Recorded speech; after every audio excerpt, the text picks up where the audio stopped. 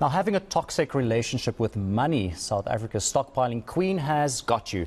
Together with the University of KwaZulu-Natal, they've decided to have money conversations. One family, one stockpile. That's the founder, Ncumisa Ndelu, of course. And she believes it's time to start talking openly and honestly to prevent a repeat of mistakes already made. She says these include heavy indebtedness, heavy reliance on debt and a general toxic relationship with money. Ncumisa joins us for more on this initiative that she, of course, has embarked on. Thank you so much for joining us this afternoon, Ncumisa. For some who are just hearing about this for the very first time, just give us a brief background on what exactly this initiative is, why did you start it, and what it's all about. Money conversations is something that I've always wanted to do, stemming from growing up in a township and observing, our mother's behaviors with money. Fortunately, my mother was really good. But the other extreme, it was people walking in and out of our house to borrow money from her, some not returning it, some returning it. But for me, it was just confusing because some of them were teachers just like her. So it made no sense to me that people who get paid more or less the same amount on the same day, would a week later be coming to our house to borrow money. But as I grew up and I started this group, One Family, One Stockpile, and I learned more about the problems that women are having with money, it was in my heart to have this conversation with younger people to make sure that they don't fall into the same trap.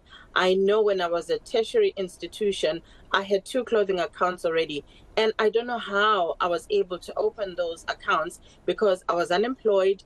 I didn't know how I was going to pay them, but I opened them because somebody came to my school and said, here's 300 Rand, you can, take clothing for 300 Rand. And so over time, I've observed these behaviors, and I just thought, it's about time we start talking about money as much as we talk about sex, albeit not constructively, but I think it's time we initiate the conversation about money. And that conversation should start in the home when the kids are small, right up to tertiary. I mean, I was so triggered when I took my firstborn to university. I went there to get her situated, but I ended up being traumatized by kids who were her age or even younger with trolleys full of alcohol. And to myself, I'm thinking, okay, but you are probably getting NSFAS, but this is what you're buying, alcohol, and I came back and I said, kids in the Free State are doing this with your NSFAS money. And my friend said, check yourself, honey. Start with your university next door, which is UKZN. They're doing the same thing. And then I realized that we're about to lose these kids. It's time we started to do something for them, not just for them, but for the mothers as well, because they continue to make the mistake, and the mistakes that they're making now are even more atrocious. Ncumisa, let's go to the students, because UKZN has roped you in now to help students with money issues. Very interestingly that you mentioned there, you have these companies that come to varsities or they target university students with these small credit amounts, but of course at the end of the day it leads to bigger amounts, and like you said, you had 2 cards at different stores, so all of these small little amounts lead up to massive amounts, and I think you get tricked into this cycle of debt then. But how do you escape it, and how are you going to help students like these who are indebted already to get out of this evil system? If you're informed, you make a better decision. Let me make an example with something very stupid. Nobody starts smoking by going to the shop and buying a 20 pack of cigarettes. They start with a stompy left by the uncle or the dad or whatever the case may be. And bit by bit, they grow into the habit and they end up buying that loose cigarette and end up buying the 20 pack. It's the same with debt. You start with the little things, getting an account here and there, realizing that, I don't have to have money in my bag to actually buy clothes. Let me do this. I mean, if you go to one of those retailers that sells clothes and food, you'll be shocked to see trolleys full. And when you get to the till, people are actually paying for food with their accounts, and it just always just bothers me to say why. I mean, you go into that other retail store now, You have a lot of people walking up and down the aisle trying to get you to open an account. So again, you can buy your food on debt. So it's not enough that we are indebted for clothes. So now we must be indebted for our food. It has to stop somewhere. Yeah. And the more we talk about it, the better we will be. You mentioned the mothers. Many times, mothers are the head of the household. They are the breadwinners.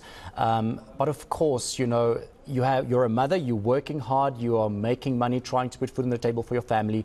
You also have a child at university, getting a degree. Trying to get food for him or her, on the table as well, wherever they are studying. So it comes back to if you aren't money disciplined, your child won't be disciplined with money as well. So it basically starts at home. So it first needs to start with our mothers, our fathers as well, and just getting, everyone in the family disciplined with money. So, of course, hard work for you when it comes to working with families. But how do you go about making families that also they don't earn a lot of money? How do they get to save and still live the lifestyle where they can at least, have a little bit of extra money on the side to spend on themselves? Is that even possible? Those are all the things that we are going to talk about. Remember, most of these kids who are at varsity now, the only conversation about money they've had at home is, I don't have money. Where do you think money comes from? You think money grows on trees? Leave me alone. That's all they've heard from home. So now we are taking them back to where the parents should have been taking them, starting them in the beginning and educating them so that when they get home, if the parent is not educated, the parent will begin to be educated by their own kids. But we're not just going to do this with the kids.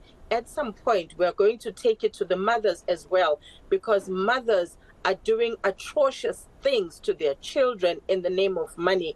If I can tell you, while I was doing the research for this project, I found that kids who are on internships are being sent by their parents to go and borrow money because they have a pay slip and they have a clean credit record. But when it's time to pay, those kids are on their own.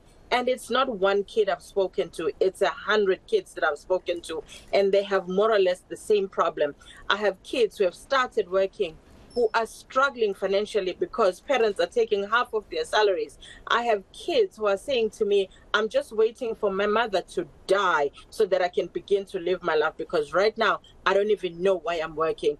I have grown women who are saying, I'm sharing a bedroom with my older brother because my mother won't let me build a bedroom with my money because she wants her cut of my money, and she says I must get a loan if I want to get out of the house. So it's a lot of things that adult children are going through, but nobody's talking about it. And I'm saying it's time to talk about it. No, it's not supporting the family. It's abusing your adult children.